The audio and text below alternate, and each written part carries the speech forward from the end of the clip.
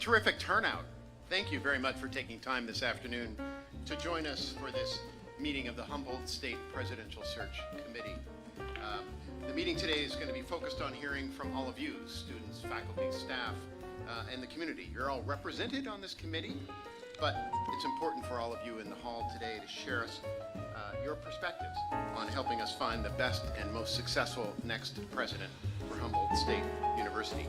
Now, between now and the end of the fiscal year, or pardon me, the end of the academic year, Chancellor White and the search consultants will be working together to recruit and seek nominations and applications of very highly qualified individuals. The full committee will review those resumes and identify candidates to interview in the spring, and the final candidates will be vetted by the Cal State Board of Trustees at our May meeting. First, to begin this process, I'd like the members of the committee to introduce themselves to members of the audience. And Stephanie, we're going to start with you. Oh, great. Hello. I think this is on. Should be. You speak right into it. Is it on?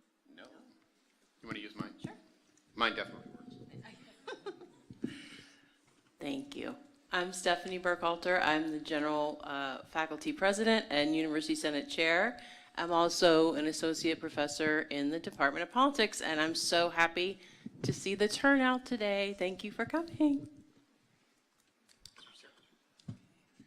Okay, hi. I'm Dr. Cheryl Johnson. I'm the Executive Director for the Office of Diversity, Equity, and Inclusion. Thanks for coming. Hi there, Manolo Platin Morales, HSU alum 2005 and the alumni rep. I'm Amanda Stack. I am a student support coordinator in the program of Intercept and Diversity in STEM. Good afternoon. Good afternoon. Soka Hewitt with the Executive Office, Chancellor's Office. Good afternoon. Karen Nakai, Chief of Staff for the Chancellor. Good afternoon. My name is David Belsh. I'm with the search firm Isaacson Miller. Good afternoon. I'm Deborah Hodgson with Isaacson Miller. Hello, I'm Ludi Chow, also with Isaacson Miller. Hi everybody, Jim Graham, Faculty in Environmental Science. Hi, I'm Emily Hinton. I'm a student at Sonoma State. I'm in my second term of my position as student trustee for the Board of Trustees, and sitting here on this committee as a Board of Trustees rep. Good afternoon, everyone. My name is John Nylon. I am the alumni representative on the Board of Trustees, and I'm very pleased to be here today. My name is Alyssa Judge. I'm an alum from Humboldt State from 1978, and I'm the chair of the foundation. Greetings. My name is Joellen Clark Peterson, and I am a community representative from the Arcata Chamber of Commerce. Hello everybody, my name is Renee Bird and I'm a faculty member in sociology and the current chapter president for our California Faculty Association chapter here at Humboldt. Hi, I'm Jane Carney. I'm on the Board of Trustees. Ayuki Hutkich, hello, how are you? I'm Buster Atbury. I'm the Kurduk Tribal Chairman, and I am here representing the Northern California Tribal Chairman's Association. Hello, my name is Adira Cruz. I'm here representing the students of HSU, and it's my third year here. Well, good afternoon. Through snow and sleet, rain and wind, I'm Tim White. I'm the Chancellor. Happy to be back on the Humboldt State campus. Great.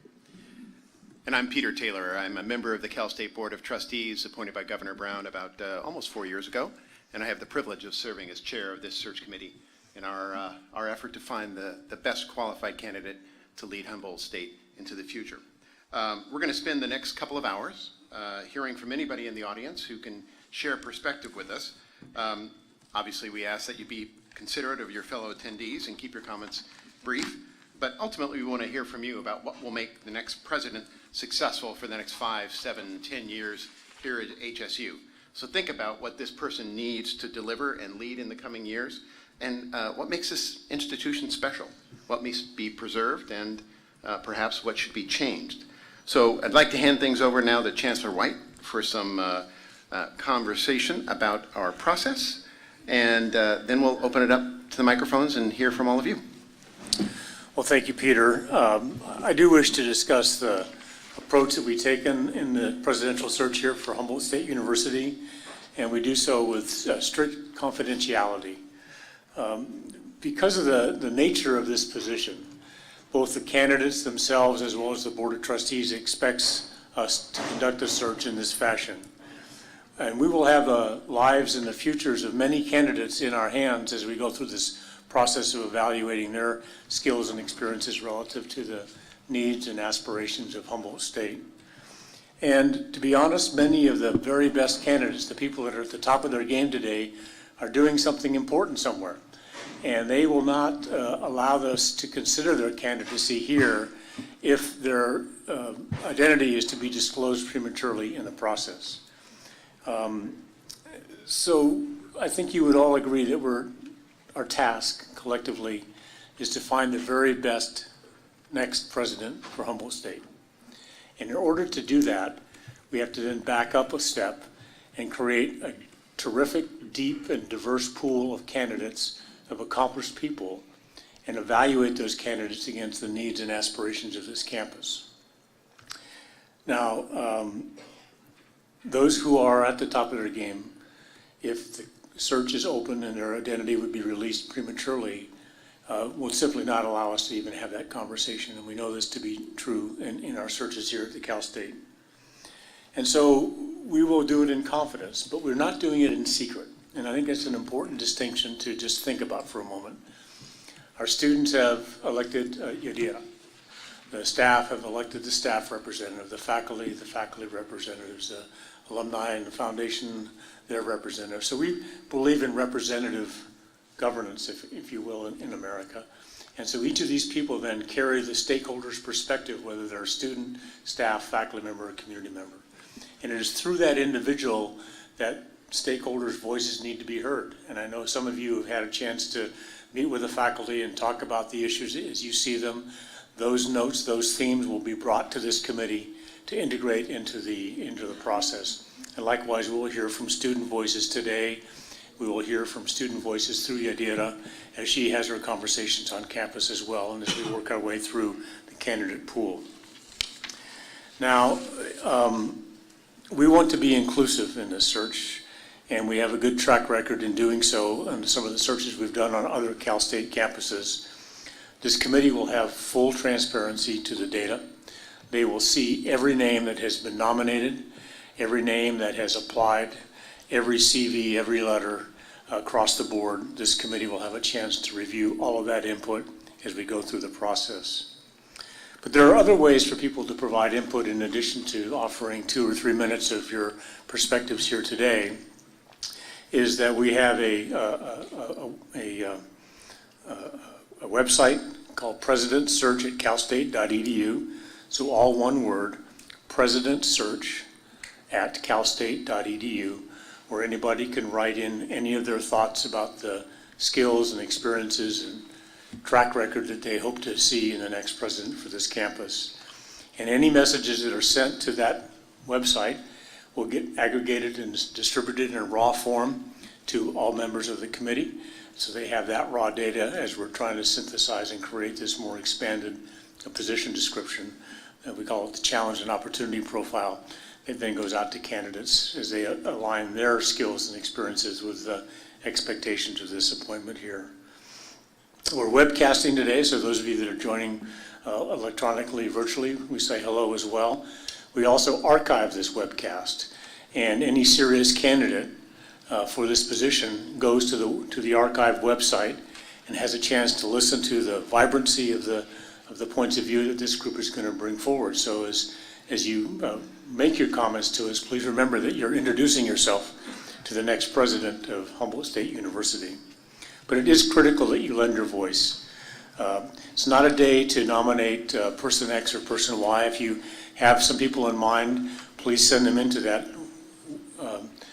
website I just mentioned, President Search at calstate.edu, or you can send me a personal email, twhite@calstate.edu, and we'll get any names that you're thinking about for us to consider into the mix, and then we'll reach out to that person without identifying you, so you can maintain your relationship. But if you think person X on campus Y somewhere in America or in the world for that matter, don't hesitate and say, oh, Maria would never be interested in us.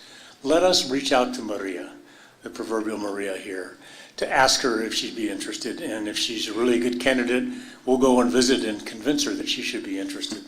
Don't not submit a name because you don't think they can be moved, but just please be part of the process that brings names forward to us. But there's a sense of timeliness here as well. So any names that you might have or thoughts you have, if you want them to influence the process, sooner is better than later.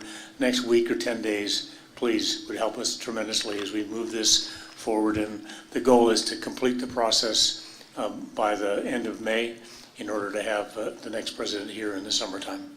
Peter? Very well. Thank you, Chancellor. We'd now encourage folks to line up at the microphones. There's one over here on my right, another one over on my left. To show no bias here, we will alternate between left and right microphones, so anywhere you line up will be just fine. And again, please remember, the recruitment for the new president starts right now with this webcast. So we look forward to hearing you about opportunities and challenges that the incoming president should face. And so, seeing nobody on the right, we're going to go to the left microphone to begin. Sure. Actually, the left microphone is the right microphone, so. Oh, sorry. Left side of the room. And encourage you, obviously, to state your name and affiliation if you have one. It's all in a matter of perspective. I'm Charlie Giannini. I'm a 1967 Natural Resources graduate from HSU. I am presently a member of the board for Fortuna Union High School District. HSU is in a unique position in its location in that it's here in the middle of a relatively isolated community and therefore has an opportunity and I feel a responsibility to service its local community. I'm here not as a representative of the board or the district, but as an informed citizen. Yet in my discussions with our counselors, I find that we get more serious recruitment from Stanford than we do from HSU. I think we are not unique in the high school districts here. I'm here to encourage you folks to have a sit down with representatives from all the high school districts represented by Humboldt County Office of Education in the very near future before you get started too heavily, so that it might be further investigated as to how HSU can better represent our local community. The nearest California university to here is a 5-hour drive. Folks don't commute to there, they commute to here. Thank you. Thank you very much. I would also point out that the staff is taking copious notes and will kind of aggregate the themes that come out of this and allow us to use it in our future deliberations.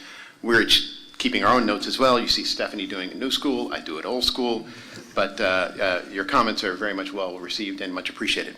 Let's go over to this side of the room. See if this is working. Hi, my name is Joe Rogers. I'm a community member, born and raised here. Went to Humboldt State for a short time. I'm representing healthcare. I've worked in healthcare for 40 years at the hospitals, various positions from beginning to chief operating officer. I'm a CEO now of Hospice of Humboldt. I just would really hope the new president I'm so excited about the press release about a nursing director and working with CR and bringing back the BSN program. It made all of us healthcare folks incredibly excited about, maybe taking a step back and realizing we had to do something. But healthcare, like a lot of we desperately need a workforce. And we're not talking rural communities. This is the entire state, if not the country. We're just getting hit with it right now in rural communities. Anything that the new president can do to consider, we need nurses, we need social workers, we need chaplains, we need nursing assistants. We need pre-med students. And all the people at my age are retired or have retired.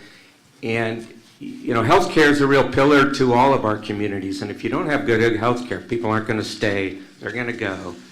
And healthcare is not about the beautiful buildings or the latest CT scanner. It's about the workforce and the people.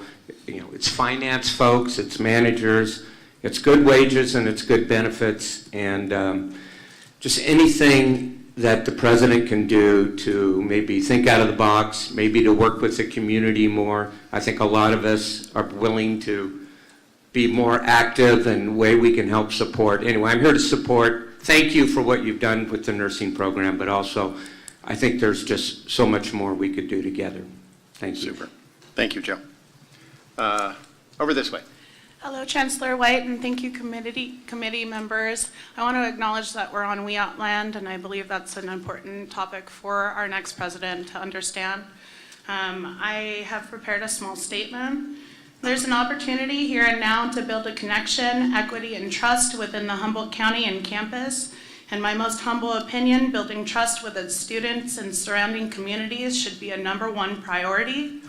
The CSU Basic Needs Initiative is the second priority I believe the future president of HSU should be knowledgeable and open to, creating supportive solutions for students as they retain their education here at HSU.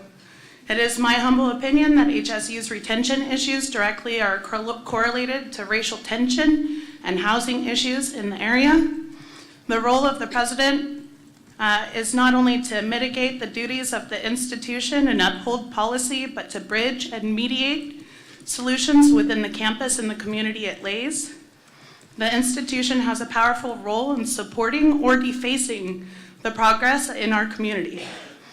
The president is pivotal in how that can play out and how Humboldt State University is seen in the big picture.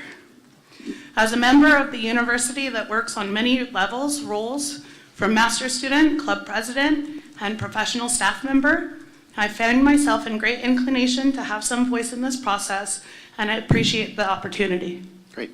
And young lady, your name again? Shantae Cat. Thank you, Shantae. Great. Let's go to the, is that the west side of the room? Okay. Let's go to the west side of the room. Julie Fulkerson. I actually went to elementary school here on this campus, and I have a BA and a master's and some credentials from here. So I have old roots here, but I'm here as a community member. There was a period when Arcata was in great decline, post-timber fishing booms. And it's hard for young people to remember that a lot of Arcata was boarded up.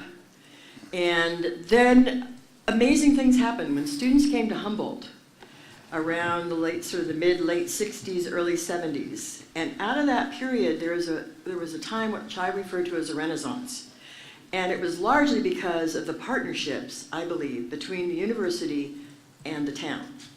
And even today, we have our best industries, which are world-class, known around the world, best line, top products, are mostly a result of that marriage between students here at Humboldt from all departments, industrial arts, from the sciences, from theater, from music, from the arts, with people who had good ideas and are producing those items now and creating jobs.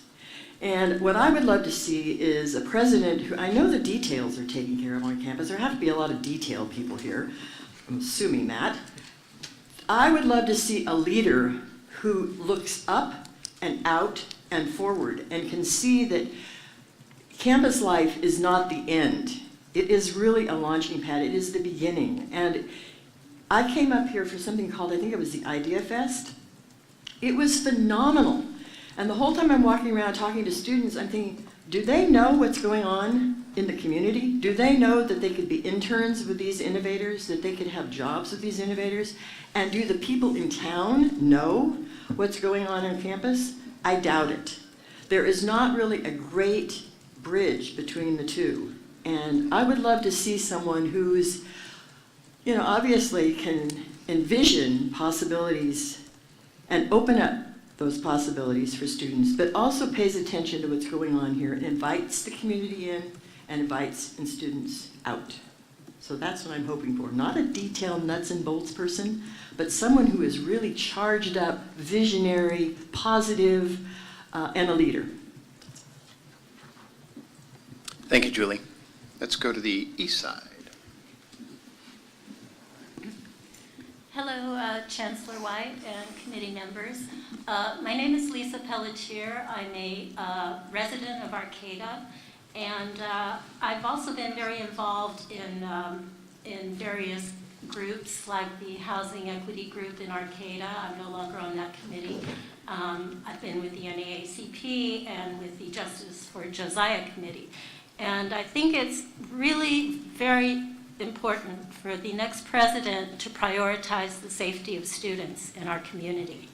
And I think that, you know, in the past, universities were run for the greater good of students. I think nowadays, more and more, it's more of a business model.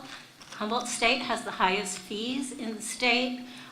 Students are penalized. They're practically debt slaves. We have to really realize how students' lives are impacted. And safety issues are extremely important in our community for students. And students should not be ending up homeless here. I'm speaking as a community member now. I do not want to hear of one single student having to sleep in our community forest or in their car, being taken out of the inner city and brought up here. And yes, it makes me, I'm sorry, I'm getting a little passionate, but it makes me very outraged that the CSU is allowing this to happen, that Humboldt State University doesn't care about their students who become homeless. And I have written to Chancellor White, and I have asked about this a couple of years ago. I asked if some buildings could be opened up for students, or if we could have an emergency transitional shelter. And I know you're doing studies and everything, but the time for studies is past. You're like in phase, I forget what, 2 or 3 of a study. You need to get on this, get shelter for your students, and prioritize this. And the next president has to prioritize student safety, and we have to go back to the greater good. What's good for students? And not just what's good for this community too. And having students end up homeless here is a burden on the community. It's not the students' fault, but you know, we care about our students. We want them to do well. We want them to succeed. They're not going to succeed if they're ending up homeless, and they're not going to succeed if we're not addressing the safety issues, as in the Josiah Lawson case. So please, I would urge you to find somebody who cares about students and cares about these issues. Thank you very much. Great. Thank you. Sir. Peter Pennycamp. I'm a graduate of Humboldt State, a past lecturer, staff member, I was executive director of the Humboldt Area Foundation and emeritus trustee of the California Endowment. Obviously, I come here at this point as a community member. I'm going to frame what I'm going to say positively. It includes an obvious critique, but I'm not going to start down that road. Humboldt County is known nationally and internationally for the place-based work here. Until recently, we were the #1 county in the state of California to receive money from philanthropy to support international relations, right? Not the university, the community. We have the only MFA in physical theater in America, not at the university, it's out in Blue Lake. Our native tribes here are created national leadership, are transforming the place we live in. And in many of these areas, the campus, the new president, hopefully will be someone who understands that this is not a rural place without assets, that this is a rural place that leads the country in understanding on many levels. So a person who understands what place-based means, a lot of literature on that, who understands how to identify the assets both on and off campus. So I would say at this point, there's fabulous stuff coming from the campus into the community, but it's one by one, individual by individual. It's not the intention of the university. It's not incentivized by the university. which historically it was, right? It was a very great change. 1947, Homer Balabana started the arts department. The artists were all members of the campus, and the community were hired for their engagement in the community. People like Mel Schuler led in gay rights in 1947, right? And shaped the community, shaped the campus. Right? The person needs to have a real commitment. We need not to have people who flow in and out. If you look at sort of the great history of this campus, it's been based on people who've stayed, right? And gone through the rough times, been willing to build it. And I think whoever comes in will have a rough road of rebuilding. They've got to stay. They can't come in and do 3 to 5 years. The people who've talked about the students of America today and being welcomed and made safe, and that the new person has to really lead in shaping the campus and the community to make this a place for them, I totally agree with. And I think if you look at many of the great accomplishments of this campus, the Arcata Marsh that led our faculty here in the sciences to become internationally known, PBS to do a series on, who designed the waste treatment for the West Bank, right? That all came through campus community engagement. That has to be rebuilt and understood. The community's actually forging forward in a lot of ways. It's the campus that is not stepping up in the way it used to. So I'd say someone who understands that synergy both on campus, between departments. I know from many of my contacts up here that that is actually broken down and needs to be rebuilt, a sense that you will be rewarded for working with others. And that between then the campus and the community, if you want money, recognition, future, if you want to write papers, that's where it all comes from. It doesn't come from the current isolation. Thank you. Thank you, Peter. Sir. Carl Del Grande, Humboldt State graduate, class of '66, came back in '72 for a master's and 1977 for administrative services credential. And I've spent 50 years in private and public education here in our wonderful northern state. Let me thank you for the opportunity to present, and more importantly, thank you, Chancellor White and trustees, for freezing tuition for the 2019-20 school year. I think you know this, but we've had a downward spiral in attendance here at Humboldt State, about 1,000 students over the last 3 years. One of the charges of the new president's going to be to rebound from that, to grow enrollment, and by freezing the tuition, I think you've made a first step toward doing that, so thank you. The other thing I would encourage you to do is really listen to these people. Everybody that's spoken so far, I know personally, and they're delivering a message from our community that you need to hear. If you look up there, it says 1913, and this is our 8th president. So if you do the math, it talks a little bit about the longevity that Peter and Julie were just talking about. We want somebody who's going to stay here, who's committed to our community and our university. I'd signal out 3 things that I think would be critical attributes of our next president. The first one would be a strong communicator. When I think of a strong communicator, I think of the tenets of language arts. Read, write, speak, and listen. With the emphasis on, I think you figured it out, listen. And under our current administration, frankly, our community has not felt heard. You heard Joe Rogers talk from the health community about the desperate need for the medical community for nursing. I was a school superintendent and principal. I can tell you, our high schools and elementary schools, all of our boards are passing resolutions for teacher shortages. We're having to have employees who have emergency credentials, people teaching outside the credential area, because we're not Humboldt State Teacher College anymore. We're not producing enough of those. You've got an Afro-American community that's very upset with the university. So upset that they've basically had our NAACP say, do not recruit any more inner city Afro-American students. You don't know how to teach them. We need, as a university, to listen to those people. The second attribute I'd like to see would be high expectations. And I know when you look at our founding documents and our mission statements and our strategic plans, they're all written there. But we're looking for somebody with the expectation that Humboldt State University can be the best of the 23 state universities, and somebody who will surround themselves with colleagues with a similar vision to that. Somebody will have high expectations for staff, faculty, students, and community. Most of all, maybe high expectations for themselves. And it won't just be written expectations. It would be mimicked every day in the lived behavior of that president. So that would be my second attribute. The final one would be accountability.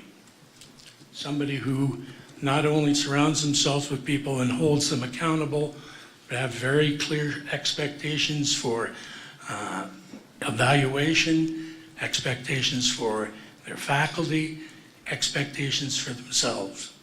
So if you put those three things together in our next candidate, somebody who's a strong communicator, somebody who has high expectations, and somebody who will hold people accountable, I think you'll have found the person that our faculty, students, and staff deserve.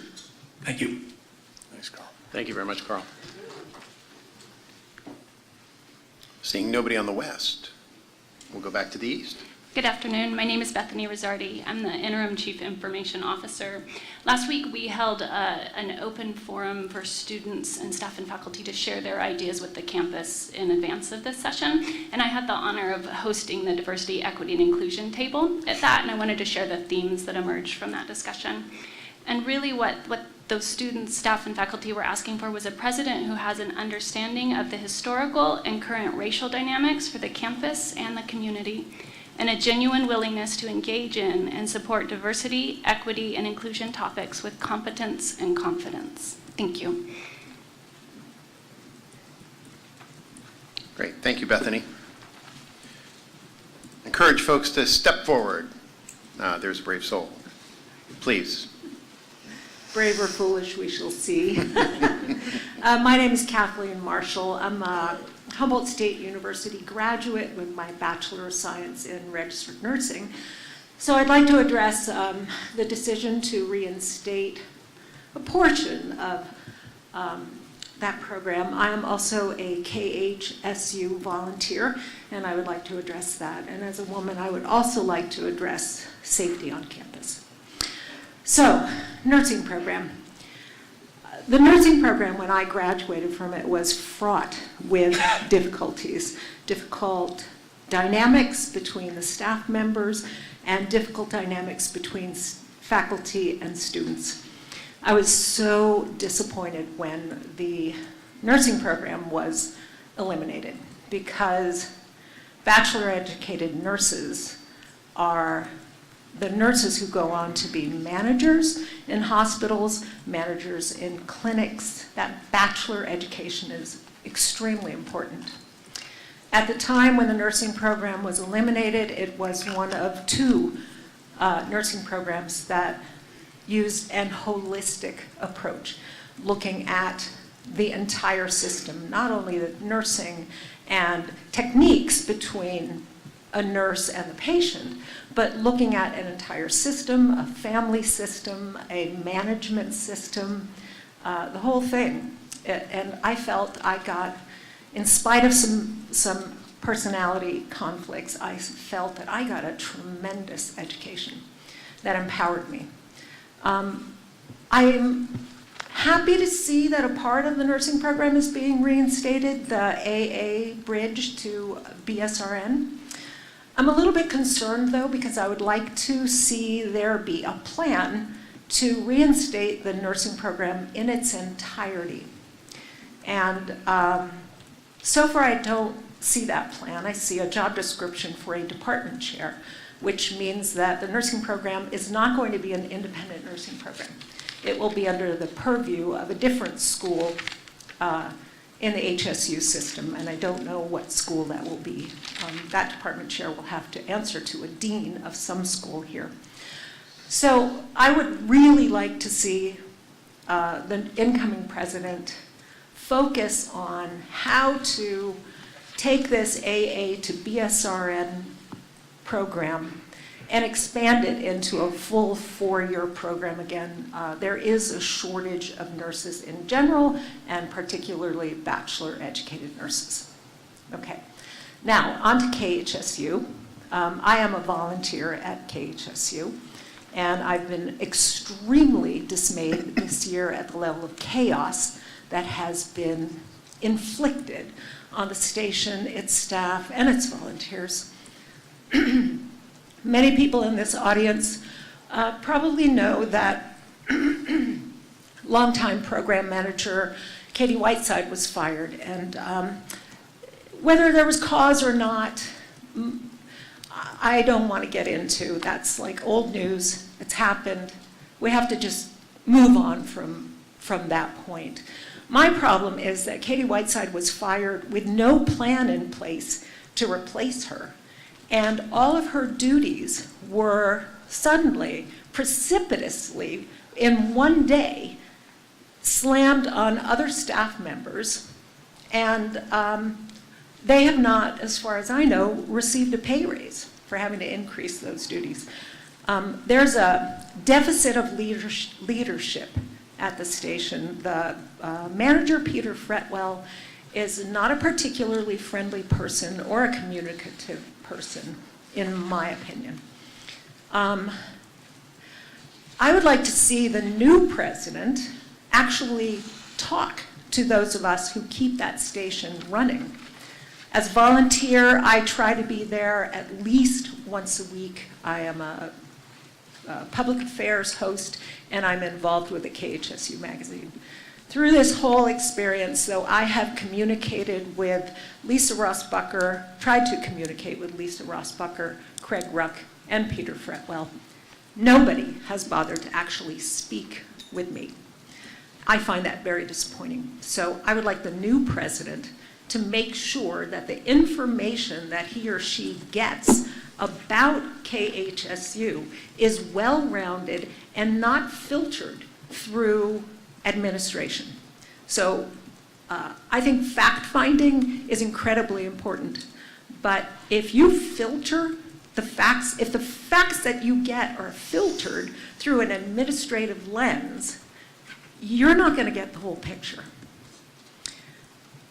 So I would really, really encourage the incoming president to focus on the chaos and the toxic management environment at KHSU and actually speak to some of us, more of us who are involved there. My third thing is about being a woman and feeling safe on campus. I know this is an issue for many students of color as well. I feel that as an older woman, I feel less and less safe in general in my environment at night. I would like to see the administration look at safety on campus in a holistic way, not in a punitive, shut things down kind of way. We need to have freedom to be on our campus and to be in our community. As a KHSU volunteer, I cannot go into that building after 10 o'clock at night. And that is not something that makes me feel safe. That is shutting me out of my workspace if I need to be there. I also want to address the safety of people of color on campus. I think the current administration has been dismissive of student concerns and dismissive of community concerns. And I'd like to see the administration be open to making changes, substantive changes. Thank you. Thank you, Kathleen. East microphone. I'm not that tall. My name is Tamara Clossy. I'm an alumni, HSU graduate 1976. I got my liberal studies here in my first credential went on and got other credentials, came back and have been here 30-some years as a special ed teacher, now retired. My youngest son went to Humboldt State as well and graduated with environmental engineering. I'm here as an alumni and also community member. I have felt very strongly that the current administration has not listened to the community. There's that word listen again. I went to school with Joe Rogers, and we've watched this stuff change over time. I have been so upset the way that the administration doesn't work with the community. Of course I can say football. I'm a big fan of the football program, gone. The nursing program, which we're trying to get back, gone. KHSU problems. The art gallery in Old Town, closed. One of the child development center things for school care, closed.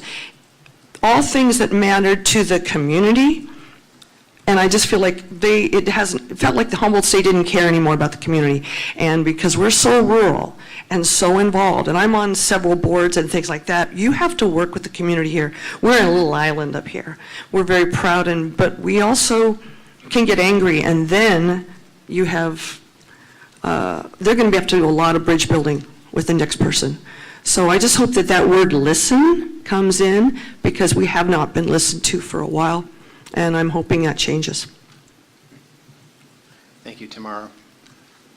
This way. Hi, my name is Mira Friedman. I'm the lead for health education and clinic support services here on campus.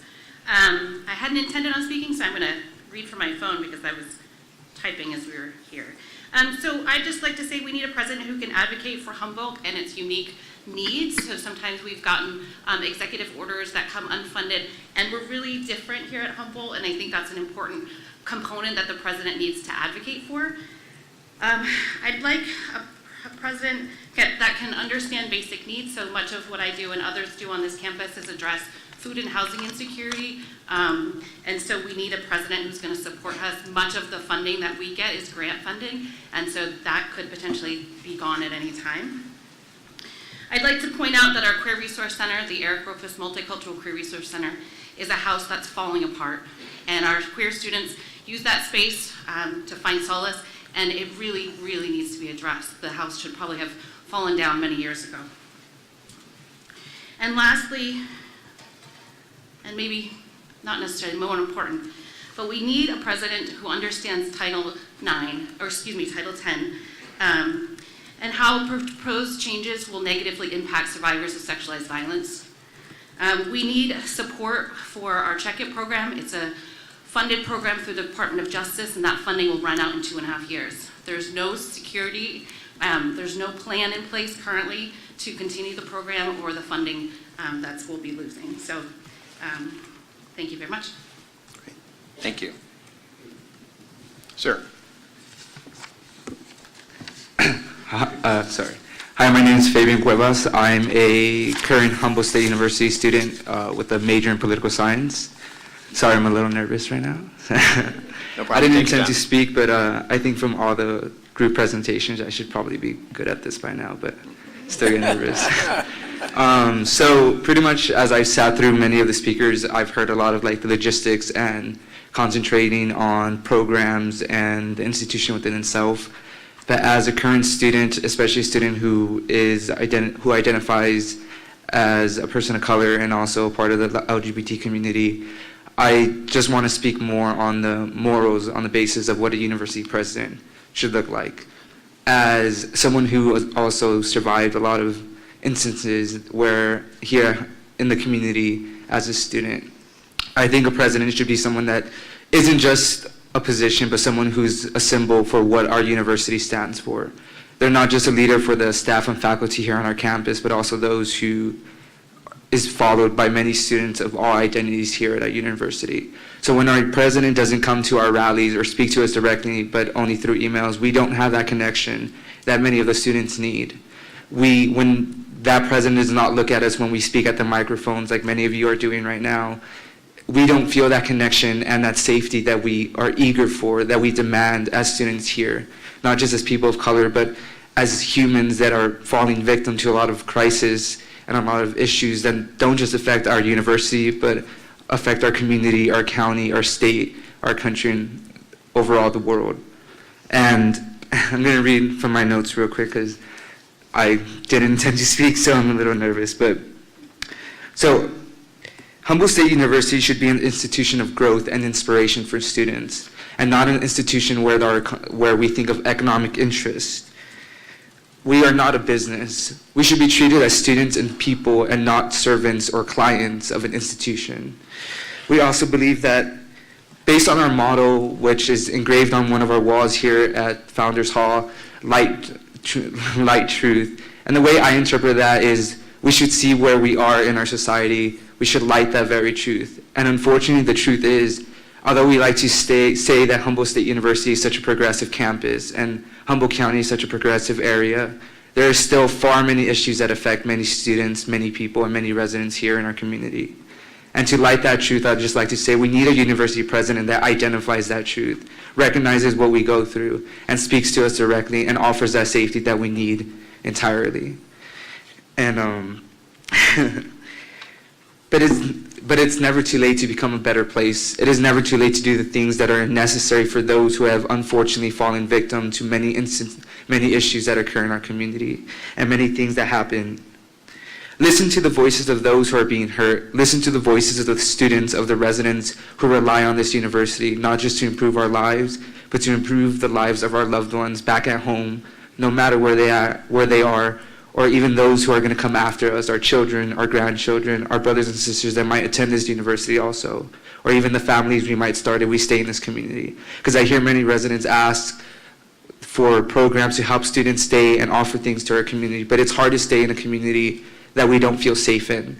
It's hard to stay in a community where we don't have support from people that we need it from, especially from Long Beach.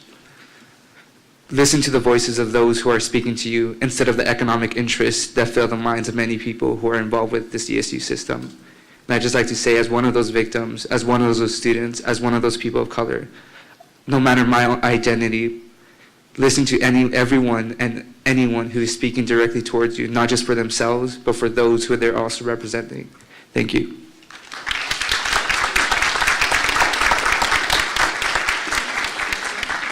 Thank you, Fabian. May we all speak so well when we're nervous. Yeah. Please. Good afternoon. My name is Meredith Oram. I'm the Community Development Specialist in the Office of Diversity, Equity, and Inclusion. And I just had a few things to note. The new president has to be solid at making tough decisions.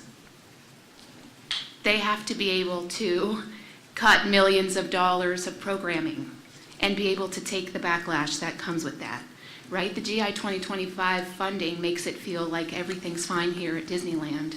We have millions of dollars and lots of searches happening now. But the truth is that the leader needs to be able to cut and make hard decisions and be able to withstand the backlash of that. Secondly, I'm not an extrovert, but I sometimes can fake it when I have to. And we need a president who can be an extrovert, is an extrovert, or at least can fake it when necessary, right? And I have strong empathy for folks who can't be in that space. I am not the person to be in that space. But we need someone who can build relationships with their team, avoid silos in that team, the top decision-making team. We need a president who can build relationships across departments and foster those relationships that have suffered and need repair, as folks have noted. We need a president who can make relationships with students and genuine ones, not just based in superficialities and BS. We need someone who can genuinely listen to folks in the community too and bridge their we need a president who can change the narrative of who attends Humboldt State and look, as Mr. Pentecamp noted, at all the assets that students are bringing when they come to this place and shifting that for the faculty and the staff that aren't ready or able to see that yet. And so finally, just we need someone who can model collaboration, can model collective impact, can build relationships. The institutional changes that we need in equity, and I'm biased because I work in the Office of Diversity and Equity, so I thought, well, I shouldn't come to the mic talking about equity. But we need someone to be able to, with relationships, institutionalize things from the top and be able to take that when people push back and still move forward. Thank you. Great. Thank you, Miriam. Sir. Good afternoon. My name is Dan Savaloff. I'm the Executive Director of the Educational Opportunity Program and TRIO Support Services, Student Support Services, as well as the TRIO Early Outreach Programs. Much of our work is with the growing demographics of Humboldt State University, low income, first generation, many of whom are also students of color. I want to speak to that, but I also first want to thank all of you for the impossible task ahead. Vetting the qualifications of our next executive will be a challenge. I can't imagine what it takes in qualifications to run a university, a large organization such as this. And it's on your laps to help vet that process. And I would particularly want to thank our colleagues from our campus and our community. You have the insider knowledge as to what we need, and I hope that your voices are strong. I certainly trust in the voices of those of you who I know. With that being said, I would like to talk to some of the qualifications I think are really important, not so much at the administrative level, not so much the accolades of what qualifies such a candidate to run a huge organization, but the basis from which those qualifications have been earned. Specifically in addressing our low-income, the needs of our students, low-income, first generation, and our students of color, that they have some experience, some understanding on the ground, working with this student population to address the needs, one, of first generation students and knowing what it means to help students navigate an unknown environment, that they understand for low-income students the importance of minimizing cost relative to the availability of financial aid and maximizing student understanding of how best to make the dollar stretch. But most important is that first one, is balancing cost with available revenue and balancing cost with the capacity of students to stretch. Once we reach beyond those things, we're asking the impossible of students. Cost is multiple, right? It's not just tuition. It's also the cost of living, and it's the cost that students assume in helping us support the institutional priorities that are happening on campus, and campus-based costs in particular. That our students understand, that our next president understands what our students of color are experiencing in coming to or living within predominantly white community and institution that is slowly becoming a student of color majority. And that understanding the marginalizing processes that those students experience is a part of it, and understanding the loss of community for those students who are coming into our area is also part of that. And how do we support students of color in building community that's not present in the community around them? And so building that infrastructure. We also need, has been said here so far, is a focus on the differential needs of our local students and how students come about choosing Humboldt, whether that's a product of recruitment or a product of cost, and how do we support the needs that they have that are differential, that isn't necessarily transitioning from a large community to a small community, but a small community to a large community, and understanding that Arcata, Eureka is a large community for many of our surrounding students. And that they also gain an education and experience that helps them reach beyond the redwood curtain and become prepared either to take that skill set and apply it to their home community here, or to be ready to enter that external community far from their home. well, I will compress much of my notes here. The qualifications of the candidate, I'm hoping are vetted and are evidenced in their experience with understanding the holistic student experience. Specifically, not just what happens in the classroom and not just experiential learning, but the things that happen outside of the classroom and the support structures that are necessary in academic planning, in developing financial literacy, in helping build academic community among students, to provide skill development and academic coaching, strategies for engagement, that their health and wellness and psychological well-being, basic needs, and social community and recreational support all take place as part of that whole student experience, and that the next candidate have an understanding of that as they are administrating at the executive level. I'm nervous too, by the way. Mine's building. Yours seem to kind of dissipate, but mine seems to be building. I just want to close that in order for this to really happen, it's not addressing individual student need. It's really building infrastructures of support and infrastructures of communication. And we're starting to build some really positive momentums on this campus in bringing together the classroom experience with the support outside the classroom in ways that support students holistically. Those of us that are in the work know what those initiatives are.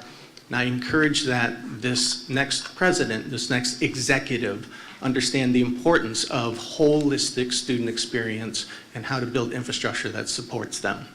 The qualifications of a teaching and learning institution can come from experience that's built through the academic side of the house. It can also be built through the experience from student service and student affairs side of the house. So if your candidates have that type of administration, consider that equally to the academic qualifications.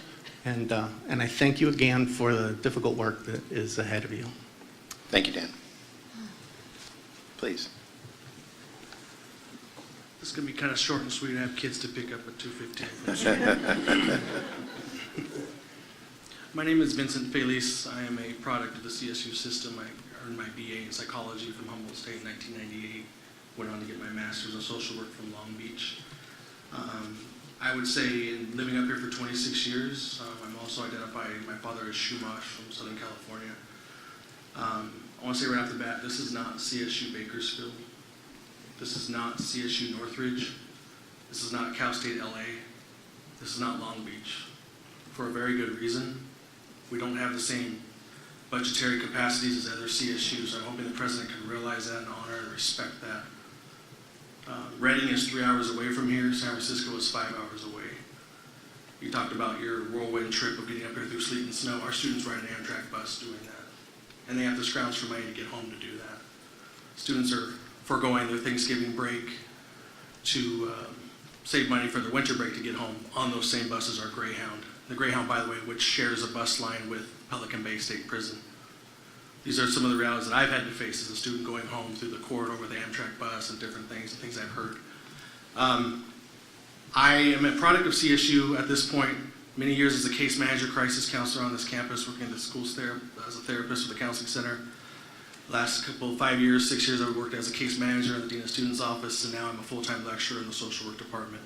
I am once again, a product of this campus, but I just want to share with you, I think the president needs to know the lay of the land and the scope of this area here. We're very proud, very rural. Everything that's done here is under a microscope and is completely magnetized to things are blown up away when anything happens. When we have a young African-American male, first-time freshman with parents who trust us to take care of him and he gets stabbed off campus, it's a pretty big deal. So that, comparing that happens at San Bernardino, it's a multiplied times 12 here. And when there's no justice that's sought, it's multiplied times 12. So I'm hoping that the new president can understand that it's not just a cool place to semi-retire to. I don't want any semi-retired people here. I want full-time people who are going to be here for a while. I am also going to say a bad word here. Probably my fellow faculty members are not going to like me to say, but I'm going to say it. It's the F word. Losing the football program was a big deal. If we look at our stadium, I'd ask all to take a look at our stadium. We recruit so many African American, Latino, and people from socioeconomic backgrounds. That's their one ticket into a CSU higher ed. And why does Humboldt State need to follow the path of Chico and other schools? You have the community support here, but what's happened, the way that all went down back and forth with, whatever rumors and lies, we have a lot of bridge building to do now. Because of that, that was a huge factor. Our students who are getting their ticket to become social work majors, sociology majors, science majors through football, they may not play football all 4 years, but they're here, and we get them here, and we get our hooks in them, and they're going to become professionals and helping our communities. So that's one reason, if we can, make that a priority. I'm very happy about the nursing program. I also wanted to add, my last comments are, I benefited from the educational the Educational Opportunity Program. I was a summer bridge attendee, very proud. Barely got in by the skin of my teeth. Also the Indian Tribal Educational Personnel Program, the Indian Natural Resource Science Engineering Program.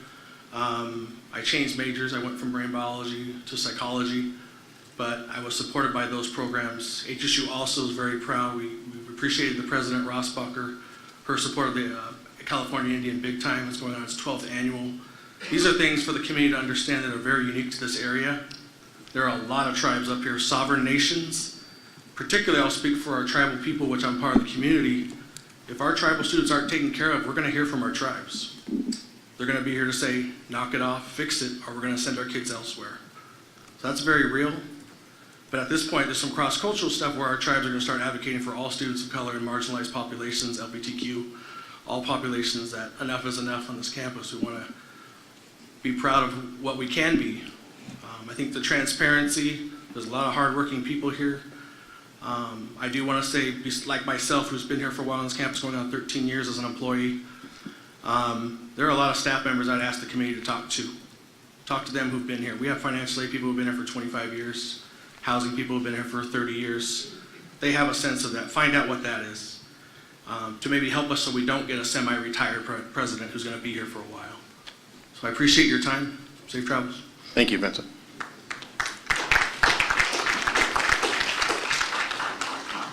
Hi, good afternoon. My name's Heidi Moore-Gwinnett.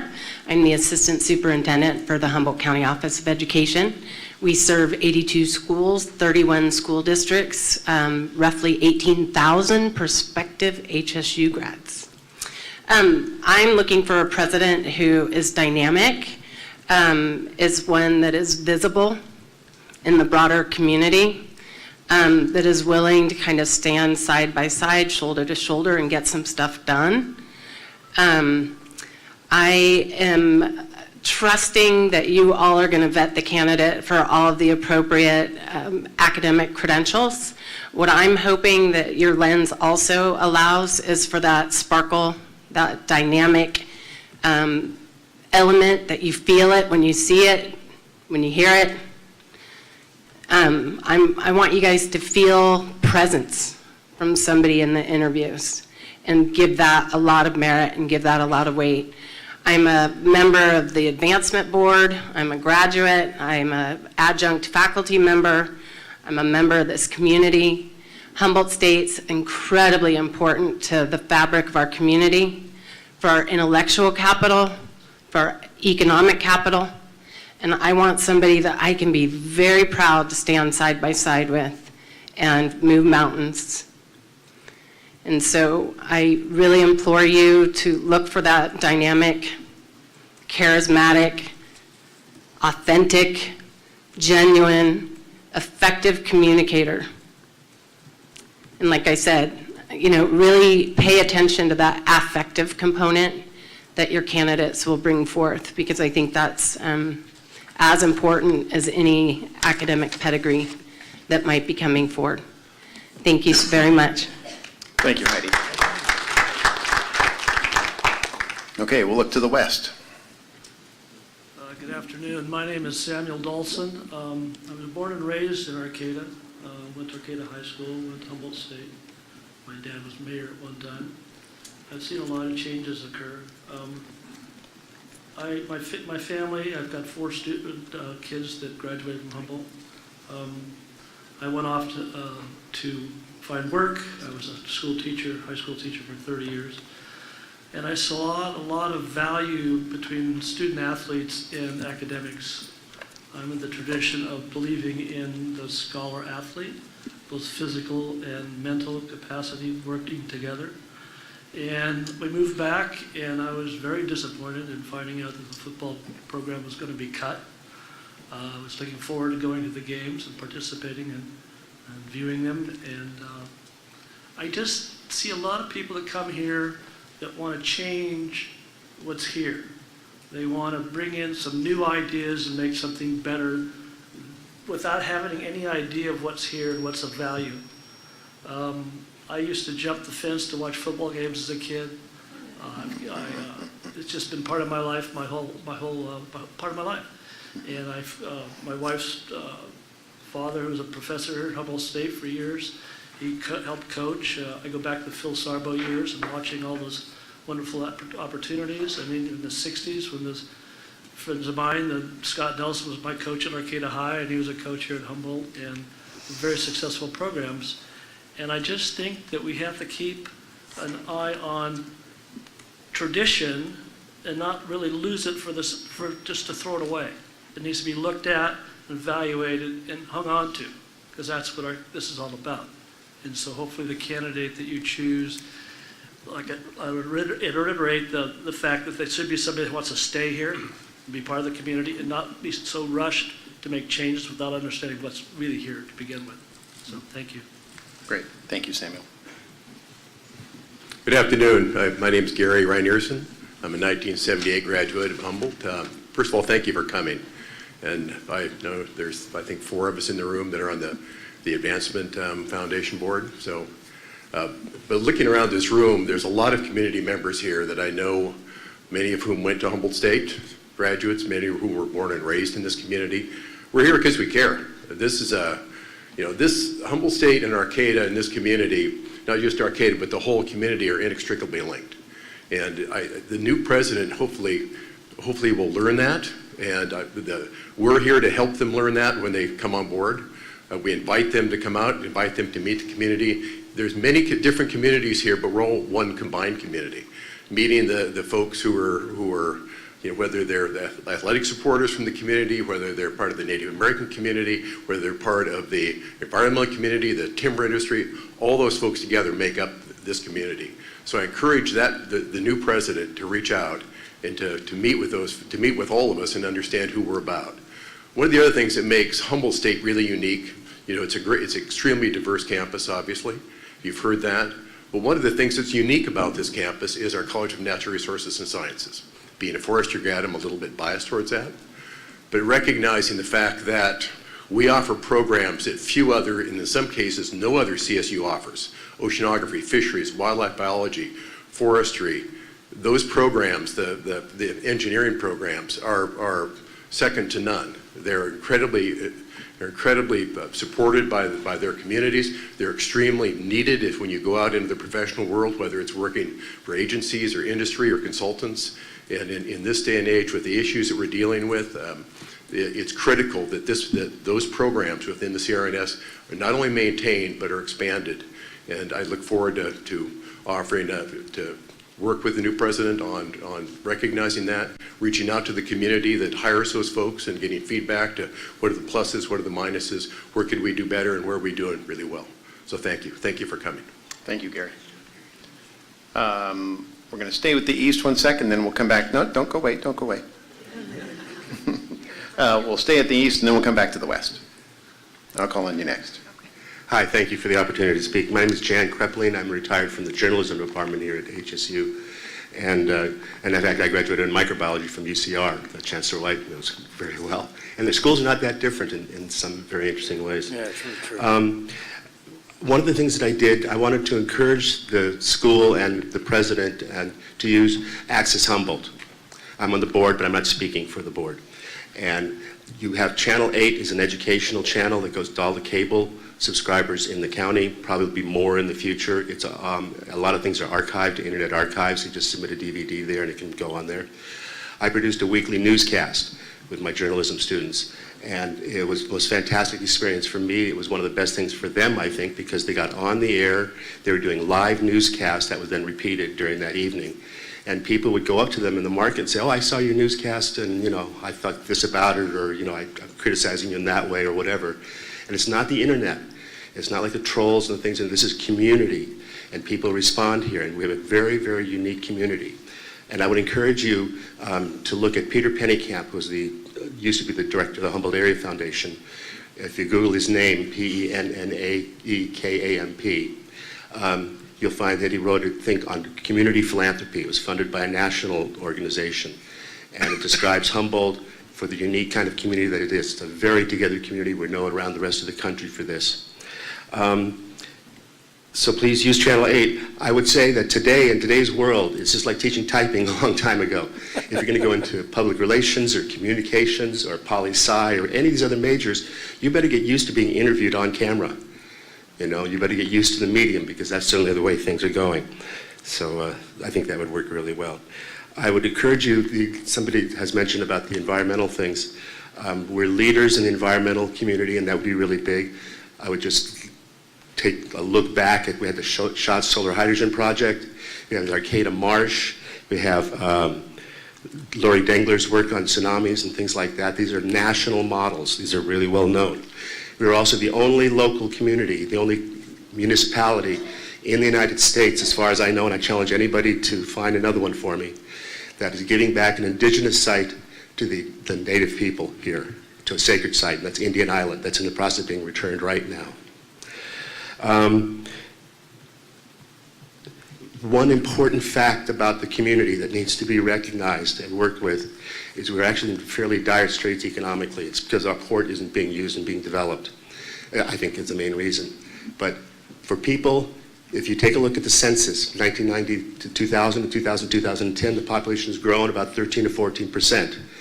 If you look at school-aged children in schools, and they know every one of them because they measure that for giving the schools money, that's gone down 13 to 14% consistently over the last bunch of decades. So we're getting a lot older population. We're not having the kids that are going to lead us into the future. So I'd encourage the university as one of the main places that have that sort of stuff happen. So anyway, thank you very much. Great. Thank you, Jen. All right, young lady here on the west. Oh, I love that you called me young. My name is Kathy Thornhill. I'm the Director of Undergraduate Advising, Career Services, and Community-Based Learning here at Humboldt State. I am also a very proud alum. I'm not going to tell you what year that was. That's not really necessary. I want to add on to a lot of the things that people have said about we need a leader. We need somebody with great communication. And I want to acknowledge the many comments that have talked about the environment that we have in our local and community as well as for our students. So I'm not going to retouch on those things because people have said that very well. I want to add a couple things. First and foremost, we have amazing students here. They are tremendous, and I want somebody to come in and recognize that and honor that. We also have great people who work here on this campus who are working really hard and doing amazing things to support our phenomenal students. I want that, somebody to come in and acknowledge that and honor that. And, oh, Kelly Jo's taking my picture. Sorry.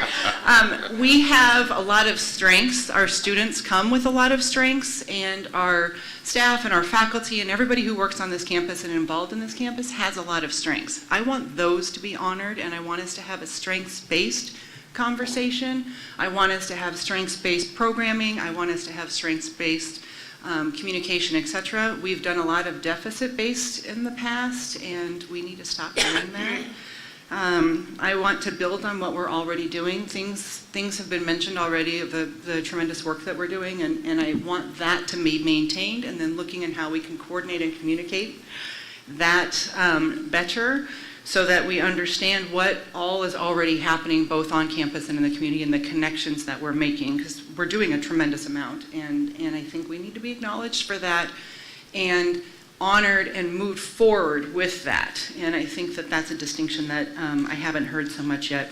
Respecting and valuing and hearing the people who are involved with Humboldt State, and as you've heard, I started ticking off all the community members that were speaking first, and I think it's really important that we're acknowledging the connections that we have, both on campus and in the community, they really are intertwined. And so those are things that I would like to have is a leader who recognizes that and recognizes our students. I mean, every day I'm in awe of what they are doing and how they are approaching things, and that needs to be really honored. Thank you. Thank you, Kathy. Sir.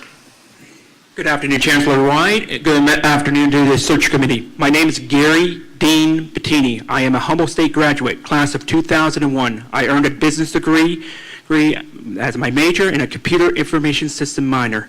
I felt it was important today to come here and express my views and my disappointment about things that have occurred at Humboldt State over the last several years. A lot of people in this community have really illustrated a lot of the values and things that are needed for this new president to come in for many years to come. It can't be a place for someone to come in, just be here 5 years, then leave and be taking advantage of the California taxpayers in the long run, in my opinion.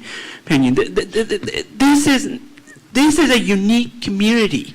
This is where we're a rural community. A lot of people have illustrated the point. We're in the middle of nowhere in this world. You got to go 5 hours to get to San Francisco. You got to go 3 hours in order to get to Redding. We're a community that cares about a lot of things in life. The art gallery is gone. You take a look at, I know I'm going to say the F word as well too, in regards to football. That is gone. 94 years, it's gone. A lot of people in this room comes out and supports things. I used to wear the green and gold with a lot of pride. Right, I wear it on Fridays when I go to work. I was proud to support this university in many ways, shape, and forms. People in this community saw me being the biggest cheerleader, trying to support this school in many ways, shape, and form. And now, for the first time in over 20 years, it's no fun. I've lost all the pride. What happened to the school? What happened? I can't figure it out. All I want for a new president is to be able to listen. A lot of people have hit that point hard throughout today. They got to be a listener. They got to be a good communicator as well too. They just can't sit there, put a piece of paper together, issue a news release when bad news comes out. That's what we got over the last 4 to 5 years. Anytime there's bad news, the press release. That's it. There's many more questions that need to be answered in this world before we get to the point. And I must say to the young gentleman who came up earlier today, who was nervous, you got a great future ahead of you if you keep going down the path that you're in the way that you articulated your points today. Keep up the good work, because there's a lot more leaders that need to listen to people like him in order to be successful in this world. Well, I must say, I'm appalled by all the decisions that have been made. In the end, give me a great communicator. Give me someone who wants to listen to this community. And I'll guarantee you, if this president listens to us, we will give him all the information in the world to make him successful. That's my point today. Thank you for your time, and may you select the best president that will represent not only Humboldt State University, but this community for the next 10 to 15 years. Thank you for your time. Thank you, Gary. Please. Hi, I'm Aja Johnson. So we've heard diversity said a lot throughout this conversation, and I think it has to be said that diversity without action, without support, without backing is a disservice. We can't think that recruitment alone is just providing resources to students. If we bring students out of inner cities or away from home and don't give them the support they need, if we don't back the institutions and things and programs that we have on campus already that is supporting them with financial backing, with backing just to say that they're present, we're doing a disservice to those students. It goes beyond just seeing it represented in color. We have to create places for them and spaces for them for things that they need. And we can't just say diversity and not say the action behind it and how we're going to help those students, how we're going to help the staff, how we're going to continue that support so that the diversity that we are bringing is beneficial to them, because studies show that diversity for students of color only benefits non-students of color. And so what they get out of being here should be represented in what we offer them. It should be represented in how we approach them. As simple as finding where to get a haircut is hard for students. Finding where to make friends. And so we have to be cognizant that when we talk about diversity, it isn't just in recruitment alone, but how we offer those students our support and show that we appreciate them being here. We have to put that backing behind it as well. Great. Thank you, Ashley.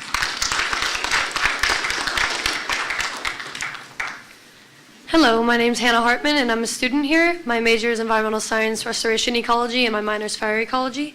I also wasn't going to speak today, but was very inspired by the members of my community, so I jotted some things down in my phone. So first thing I wanted to do was emphasize in connection, as my fellow student said. No more hiding behind an email screen, and we really want someone who's going to put that extra effort to connect with us on a much more personal level. Us as students, us as staff, us as the community. As an environmental person, I wanted to also bring that aspect up, and that we want someone who is at their core eco-minded.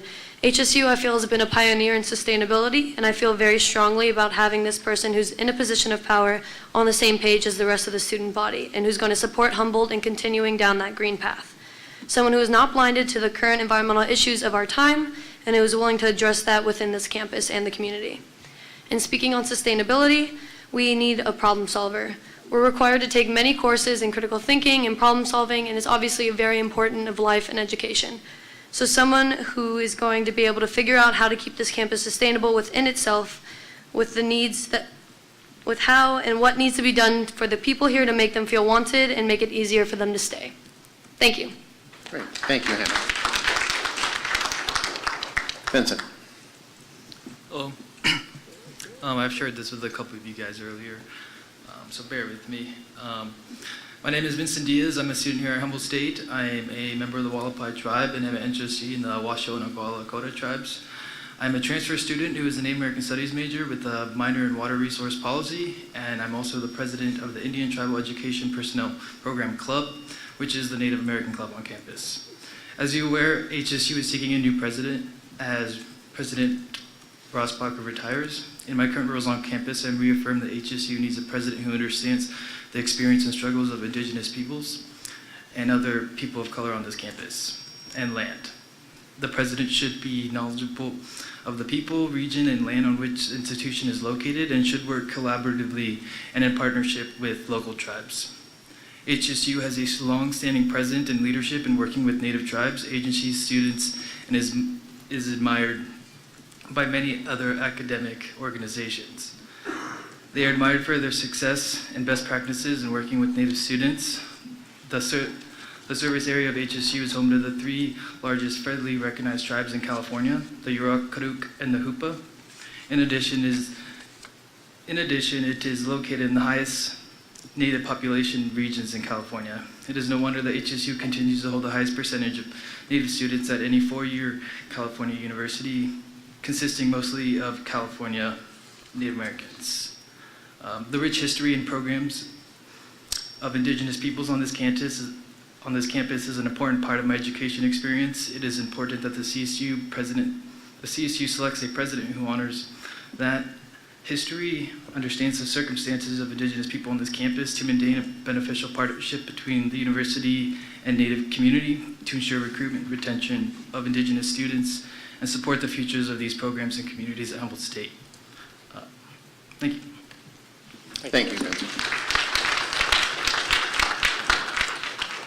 We've got about a half hour left, and the western side of the room has apparently gotten fired up, and their line is starting to grow.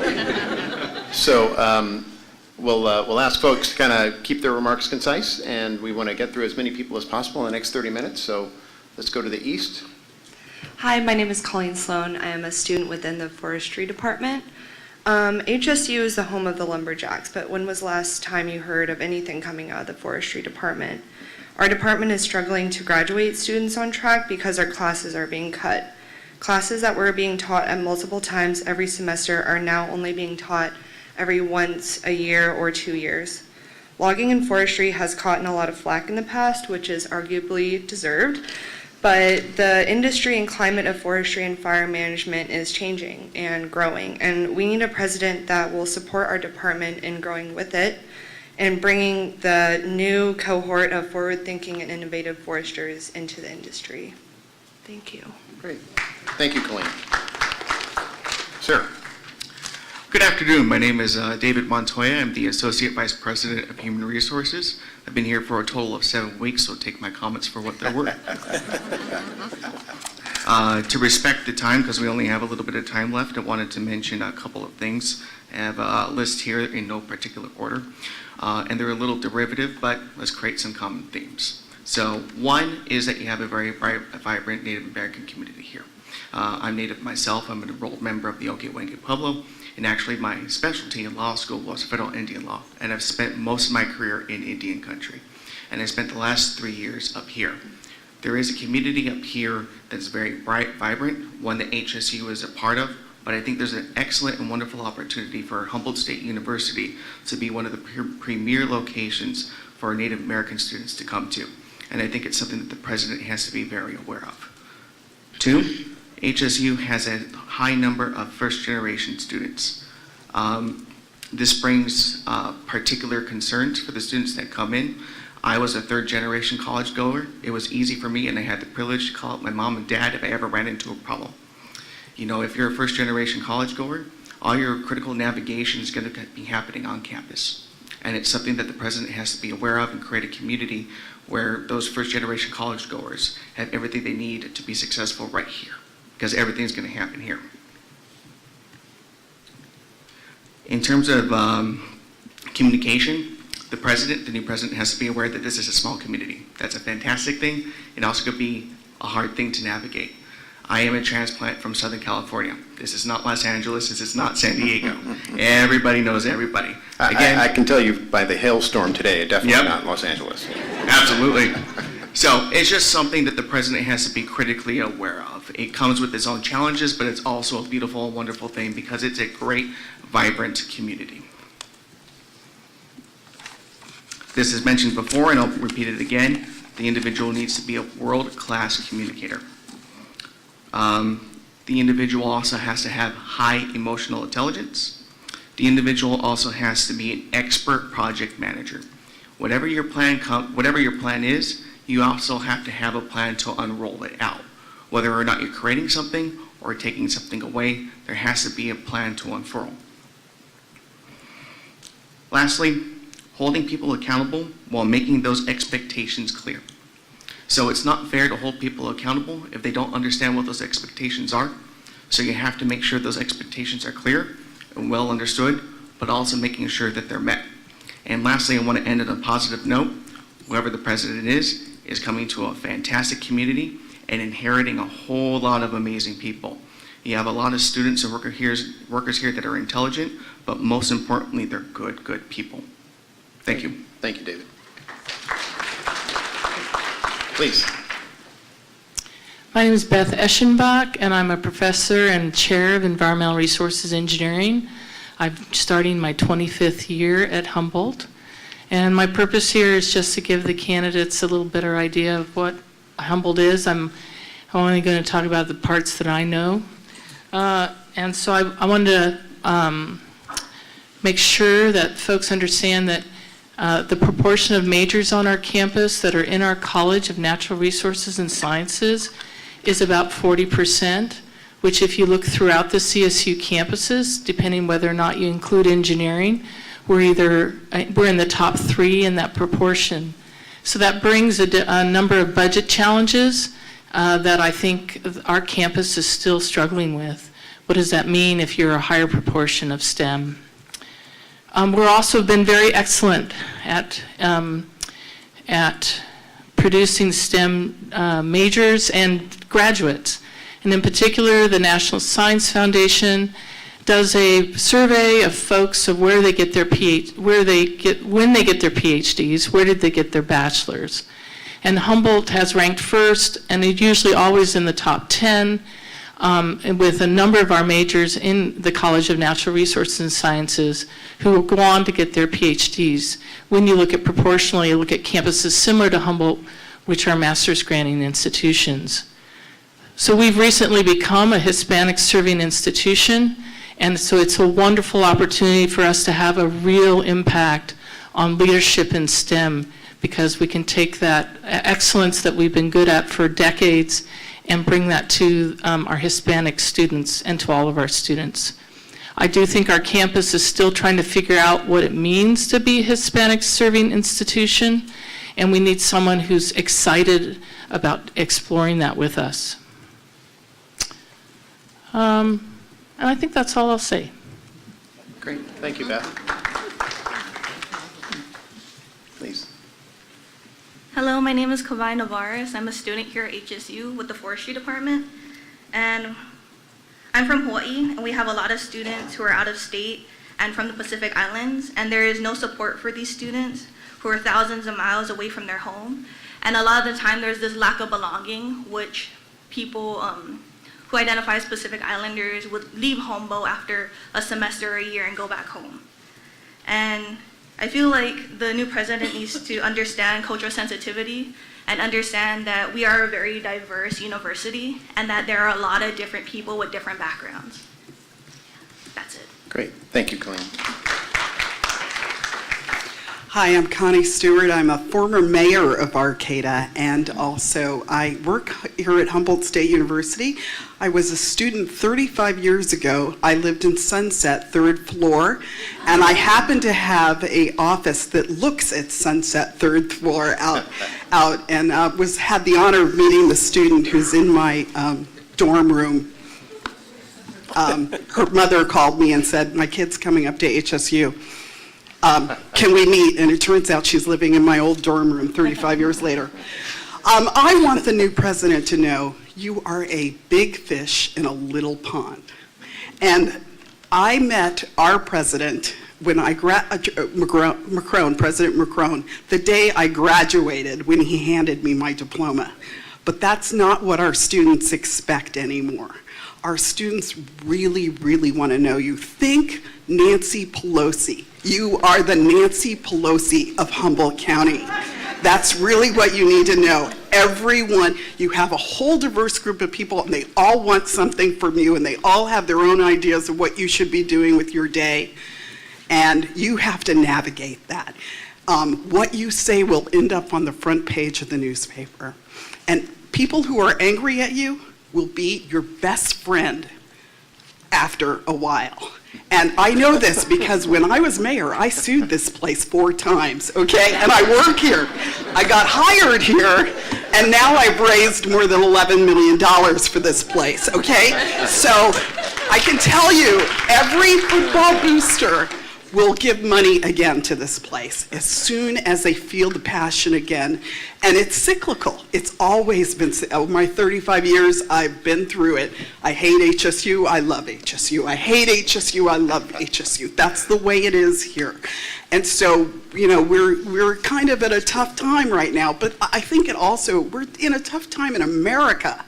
And this is a little microcosm of that and the anxiety. But I also want the new president to know, my first year, I never went south of Wells Fargo.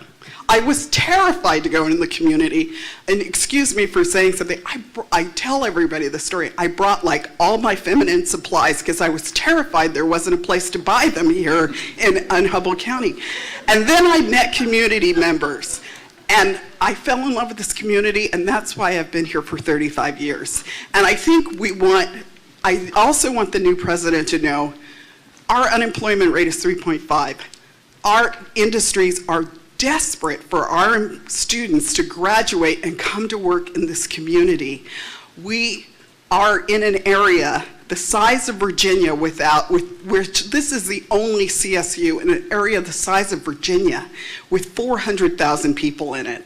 So we have a booming economy. We have right now 1,300 jobs we're trying to fill, and those could be HSU students who take those jobs. We need a president who thinks about the regional workforce and tools this university to have our students graduate and success. And that doesn't, I was a speech communication major who got a job working in the environmental industry, okay? So it's not necessarily just, hey, do major to major here. So anyway, and you just need to know, this is a community with a lot of love. Everything's on the front page. All our dirty laundry is out there. And it may seem we have unrealistic expectations of our president, and we have unrealistic expectations of our community, but in the end, it has to work. It just has to work. Think Nancy Pelosi. Well,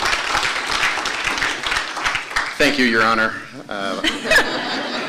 Have to think about that Pelosi connection as it fits in our future activities. Thank you. Please. Hello, my name is Tina Okoye. I work in housing and residence life, and I'm hoping that we can find a president that truly understands the issues that our students of color are facing, in addition to faculty and staff of color. With the constant racial divide and a lot of racial issues happening in the community, faculty and staff of color do get taxed a lot by students connecting with us and giving up these heartbreaking stories about trying to navigate college as first gen and low income while dealing with all these other racial issues. So I would love to see a president that truly understands those issues and how to support them. And in addition, I want to talk about the cultural centers, which I know is kind of a testy subject, but if we could find a president that understands the importance of those centers and actually puts in work in investing in these centers, that would be really beneficial because, like people have been saying before, students of color are looking for a place where they feel safe. And with that, though, there's a coordinator who is constantly being overtaxed because they don't have enough support to help support all the students that are having these issues. So I just hope we can find a president that truly understands what is necessary to support all students, but especially our students of color. Thank you. Great. Thank you, Tina. Michelle Anderson, alumni of 1998 in communications. I'm privileged to be a staff member here at Humboldt State for 3.5 years. And I do say privileged because this is one of the best employers in Humboldt County. Everything that has been said so far has great value. The one thing that I wanted to bring to the attention of the future president is that in the 3.5 years that I've worked here, I've learned that challenges can also be seen as opportunities. And one of our greatest opportunities is our budget situation. There's been talk about the football program. That was a tough decision that had to be made due to our budget opportunity. Humboldt State sits uniquely amongst the other 23 CSUs in that we have declining enrollment. It is a very unique situation. Many of our sister universities are turning away applicants. Here at Humboldt State, we need them to come. We need somebody who can sell Humboldt State, who can see the value in everything that we have here and bring those students in. And yes, you've heard a lot about retention issues. We need somebody who's very keen and strong on recruitment and retention. So again, I don't want this to scare away a potential candidate. It is an opportunity. So bring someone to us that has strong financial principles. I'll just back up for a second to say, I know it's frowned upon to see running education as a business. I definitely understand that concept. However, at the end of the day, there are expenses and there are revenues. And we really need to get a grasp on that at Humboldt State. So if you could also find someone who understands that principle, that education is not a business, but yet we need to make the books balance, that would be the ideal candidate. Thank you very much. Great. Thank you, Michelle. Hi, my name is Rose Francia, and I'm the director of the TRIO Talent Search program here on campus. We have a reach to Del Norte and Humboldt counties, and our sister programs on campus also reach up to Trinity. We do partner with the other CSUs neighboring, Chico State and Sonoma State, to make sure that our TRIO programs are well collaborated. And I'm here to cover a couple key areas. I did make notes. I would like to encourage you, the candidates for presidency and you as the committee. We're looking for someone with the commitment to the core values of Humboldt State University, including social justice, economic equity, and environmental stewardship. And as has been said before, has a lived experience in terms of what it means to be first generation, low income in a college environment, and what it means specifically in terms of college and career success. I would like to see someone who can connect with people and is a fierce advocate for our students, staff, and faculty. We have a really special place here. Humboldt State truly is a family, and we want someone who is going to support us as the students, staff, and faculty to maintain that sense of partnership across the campus. I would like someone who can harness the opportunities that will benefit the campus community, someone who can turn adversity into well-informed solutions and action. You know there's been a lot of adversity. I won't talk to those specific things, but candidates who are looking at this position, we'd like you to have the skills of taking those adverse situations and making well-informed decisions based on solutions and taking action. And in terms of low enrollments, I would like to see our campus answering phones before hours and answering phones after hours. And I'd like to see a president who would see that as an opportunity and work with department leads in making sure that happens. I'd also like to see a president who could support phone calls being made to all admitted staff to make connection with students, assessing specific needs, and supporting students in being connected to this campus before they confirm their decision to attend here. In regards to TRIO programs, it is very important that we have someone in our presidency who is familiar with TRIO programs and supports TRIO programs.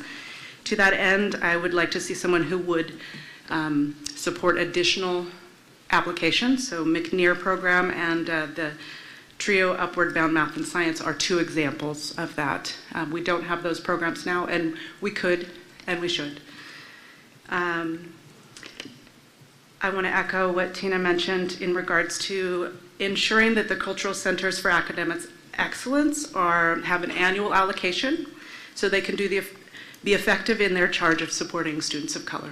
And that is absolutely critical that a president would see that as important and ensure that that does happen, that they have a budget and can function. My third point here is leadership style. I'd like to see our new president be someone who can understand the role of bringing the college, auxiliary programs, and departments together to support student success. Someone who can motivate and empower students, staff, and faculty to be their best. A leader who has the ability to work beyond the institution of hierarchy and chain of command in terms of fostering the necessary sense of healthy educational community. I do agree that chain of command and hierarchy are necessary in educational systems in which we work in, but these are the same systems that exacerbate siloing and separation. And so I'd like to see someone come into the presidency who has the capacity to work also outside of the chain of command and hierarchy. To this point, I would ask the search committee to review applications based on applicants' ability and experience to empower people across the campus, the units, the departments, and create partnerships based on student support, retention, and graduation. In summary, I would like to see someone who is truly a fierce advocate for and empowers students, staff, and faculty. Someone who is responsible for the resource allocation to our programs that support underrepresented students, and leadership that empowers colleges, auxiliaries, and departments to work effectively across campus so that we can also work effectively within our local communities. And to be completely honest, I'd like to see someone come in who would consider their housing stipend, donate their housing stipend to continue scholarships for continuing students here at Humboldt State. I'd like to see that kind of commitment to the students on this campus in our new president. Thank you so much all for your time and commitment to this effort and allowing us to speak. Thank you, Rose. Could the east side of the room be all talked out? Hold on. All right, we'll go back this way. Miriam, did I see you with a follow-up? Hi, yes, my name's Meredith, and I do have a question. So again, I work in ODEI, the Office of Diversity, Equity, and Inclusion, and one of the things that we do out of our office in partnership kind of with Human Resources is offer a training on avoiding and disrupting unconscious bias in the hiring process. And I'm just forwarding a question that's been asked of us in our sessions because it's something that we require of all the members of search committees and leads of search committees to participate in. It's a 2-hour session. But in one of our recent sessions, the question came up about locally here at Humboldt whether the hiring authority is a person who participates in that. But then also as a further conversation, the question was posed about this committee and what type of preparation or practice there is in avoiding or disrupting unconscious bias in this process. And I wasn't able to answer that, and I guess I'm here to raise that question that people are wanting to know that and hoping that there is something in place for that, acknowledging also that a 2-hour session on implicit bias isn't going to rid us of our implicit bias, but it will at least name it in the space. So I'm just asking on behalf of other colleagues who have asked that of us. Yeah. So, and I don't know if this is the place for that, well, it's but important, since we have a few and, minutes and no one else is standing, I figured I would. It's important and an important part of the process. Chancellor, can you take a minute or two to talk to Meredith's point? Yeah, Meredith, thank you for raising it. Of course, very, very important. And so several things. One is, of course, those of us that are employees participate in that training all the time. So I've had that training and practiced it. During the resume review, Evelyn Nazario, who is the system-wide Director of Human Resources, Vice Chancellor of Resources, will be present in the room. And we'll talk to the entire committee, including community members, a bit about the notion of unconscious bias and bias in general, the conscious bias as well, and questions that are on board or off board about candidates with respect to their current salaries and whether they have a trailing spouse or partner or things of that nature, that age, all the things that don't go into the selection criteria. And then also we have our general counsel involved.